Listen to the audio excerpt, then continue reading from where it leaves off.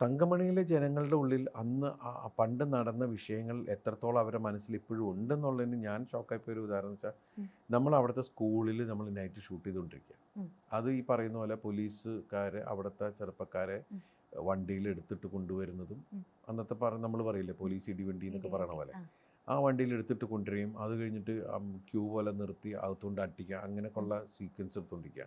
അപ്പോൾ കുറേ ആളുകൾ അവിടെ നിൽക്കുന്നുണ്ട്. കുറച്ച് കഴിഞ്ഞപ്പോൾ ഒരാൾ, ചേട്ടാ ഇത് തങ്കമണിയാണോ ചേട്ടാ എന്ന് ചോദിച്ചു. അപ്പോൾ അവരത് കണ്ടിട്ടുണ്ട് എന്ന് പറയുന്ന സാധനം. അത് 3-5 ഷോട്ടുകളാണ്. ഒരു ഷോട്ട് എടുക്കുമ്പോൾ എന്തായാലും അതിൻ്റെ ലൈറ്റപ്പ് ചെയ്യലും സമയമൊക്കെ എടുക്കുമല്ലോ. അപ്പോൾ അവർ വെളുപ്പാങ്കാലം വരെ അവർ നിൽക്കുക എന്ന് പറയുമ്പോൾ രാത്രികൾ മുഴുവൻ ഈ ഷൂട്ടിങ് നടക്കുമ്പോൾ, അപ്പോൾ കുറച്ച് ആൾക്കാർ വന്നിട്ട് ചോദിച്ചത് ഇതാണോ എന്ന് ചോദിക്കുന്നു എന്ന് പറയുമ്പോൾ അത് അവരുടെ മനസ്സിൽ എത്രത്തോളം അത് കിടക്കുന്നുണ്ടെന്നുള്ളതാണ്.